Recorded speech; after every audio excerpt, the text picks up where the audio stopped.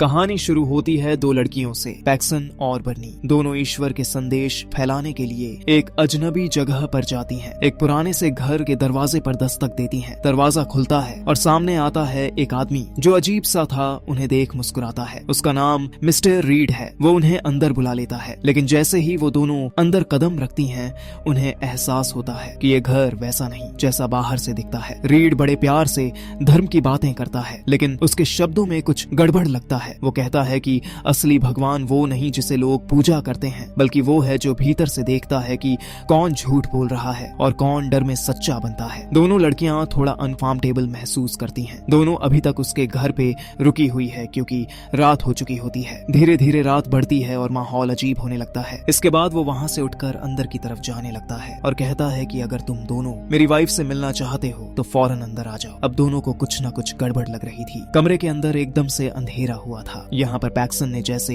Candle को मोड़ा तो वो ब्लूबेरी फ्रेग्रेंस कैंडल थी और इससे उन दोनों को पता चल गया था कि वो आदमी झूठ बोल रहा था। यानी उसके घर पर ना तो कोई उसकी वाइफ थी और ना ही कोई ब्लूबेरी बना रहा था। यहाँ पर अब गड़बड़ लगने पर ये दोनों चर्च में कॉल करने का नाटक करती हैं, लेकिन यह आदमी कोई नॉर्मल खिलाड़ी तो बिल्कुल भी नहीं था। ये उनसे कहता है कि इस घर की दीवारें मेटल से बनी हुई हैं, जिसकी वजह से यहाँ पर किसी भी तरह का सिग्नल्स नहीं आता और यहाँ की आवाजें भी बाहर नहीं जा पाती। अब जब इन्हें पता चल चुका था कि ये अब यहाँ पर फंस हो चुकी हैं, तो तब सिस्टर बर्नी ने कहा कि हमें उस आदमी से बात करनी चाहिए, शायद वह हमें यहाँ से जाने दे। ये लोग आगे बढ़कर अगले वाले कमरे में चले गए। यह कमरा एक चर्च की तरह ही बना हुआ था। अंदर आते ही उन्होंने कहा कि हमें चर्च के लिए लेट हो रहा है क्या, अब मैं जा सकती हूँ। रीड ने जवाब देते हुए कहा कि मैंने तुम्हें यहाँ पर कैद नहीं किया है। फ्रंट डोर का दरवाजा अब सुबह में ही खुलेगा, क्योंकि अगर तुम चाहो तो पीछे के दरवाजे से यहाँ से बाहर निकल सकती हो। अब दोनों हैरान और परेशान हो चुके थे। सोचने लगते हैं कि दरवाजे पर आखिर टाइमर कौन लगाता है। लेकिन बाहर जाने के लिए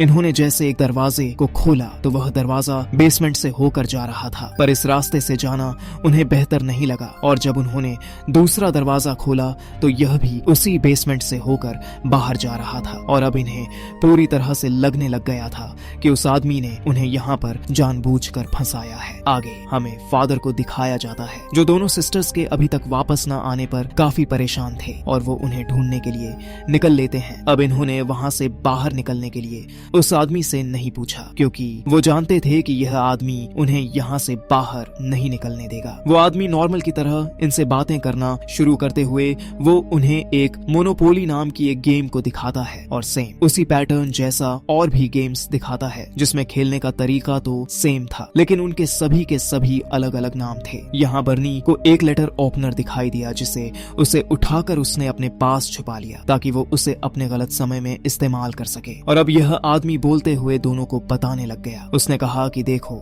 ये सारे गेम सेम हैं और इन्हें खेलने का तरीका भी सेम है, फिर भी लोग खेलते हैं और बहुत ही मजे से खेलते हैं। इसके बाद वो 3 रिलीजन की होली बुक्स अपने टेबल पर रख देता है और इन्हें बताता है कि मैंने इन तीनों को पढ़ी है। इन तीनों में एक ही जैसी बातें लिखी गई हैं। वो बताता है कि इसमें सिर्फ एक ही रिलीजन ठीक है और बाकी के रिलीजन ने पिछले रिलीजन की कॉपी किया गया है। वो इन दोनों को यह भी कहता है कि तुम्हारी चर्च भी फेक है। अब तो हमें भी नहीं पता है कि किस रिलीजन ने किसको कॉपी की है। उसकी बातों को सुनते हुए सिस्टर बर्नी अपनी जैकेट के पॉकेट में हाथ डालती है। उसकी जैकेट में उसकी साइकिल की चाबियां नहीं थी। वो चाबी इस समय पैक्सन के जैकेट में थी। यह देखकर वो अब जान चुकी थी कि उन्हें एक प्लान की तरह ही यहाँ पर ट्रैप किया गया है। उस आदमी ने जरूर उनके साइकिल के साथ भी कुछ किया, इसीलिए चाबियां अब पैक्सन के पास हैं। उसके ट्रैप को समझकर, उसकी सारी बातों को सुनकर दोनों उससे कहती हैं, आप जो भी कहें, आपके बातों को सुनकर मुझे मेरे गॉड और मेरे अपने रिलीजन पर अभी भी बिलीव है। उन दोनों की बात को सुनकर मिस्टर रीड ने वहाँ के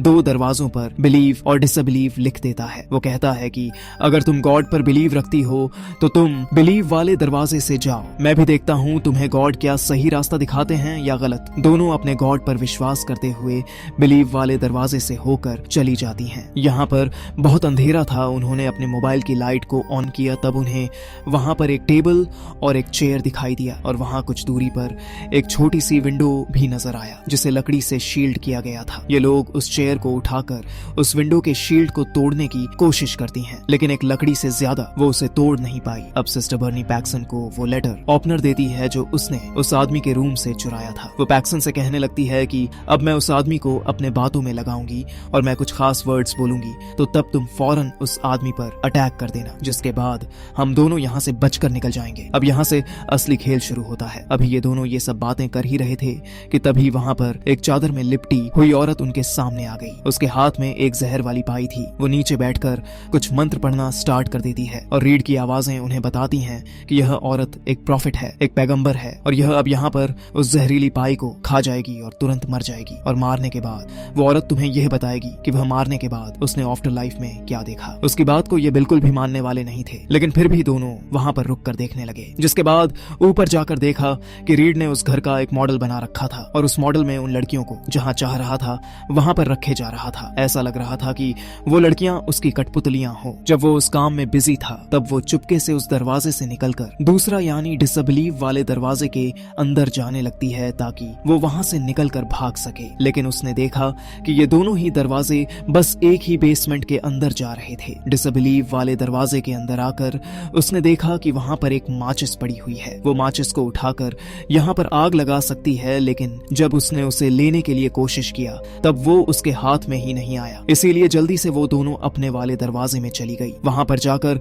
उन्होंने देखा कि जिस औरत को रीड प्रॉफिट कह रहा था वो औरत जहरीली वाली पाई को खाकर मर चुकी है। उसके मरते ही रीड उन दोनों से कहता है कि तुम उस औरत की नसें और सांसें चेक करके बताओ कि वह जिंदा है या नहीं। चेक करने पर पता चलता है कि वो औरत सच में मर चुकी थी। जिसके बाद रीड उन्हें बताता है, वो कहता है कि वो औरत अभी उठकर तुम्हें बताएगी कि उसने आफ्टर लाइफ में क्या देखा। अभी वो इतना कहा ही था कि तभी अचानक से उनके घर की बेल बज जाती है। दोनों लड़कियां जानती थीं कि उन दोनों को ढूंढते हुए फादर ही यहाँ पर आए होंगे, लेकिन रीड ने जाकर झूठ बोल दिया कि मेरे घर पर इस समय कोई भी नहीं है। बाहर साइकिल्स नहीं दिखाई दे रही थी, इसीलिए उस बात को सच मानते हुए फादर वहां से चले जाते हैं। यहाँ दूसरी तरफ वो लोग उस माचिस को ले लिए थे जो अभी अभी उन्होंने देखा था। वो माचिस को जलाकर फादर को बताना चाहती थी कि वह दोनों यहीं पर ट्रैप हो चुकी हैं, लेकिन इससे पहले ही फादर वहां से चले गए थे। अभी यह दोनों इसी चीज को करने में लगी हुई थी कि तभी वह औरत जिंदा हो गई जिसे वह प्रॉफिट कह रहे थे। औरत जिंदा होते ही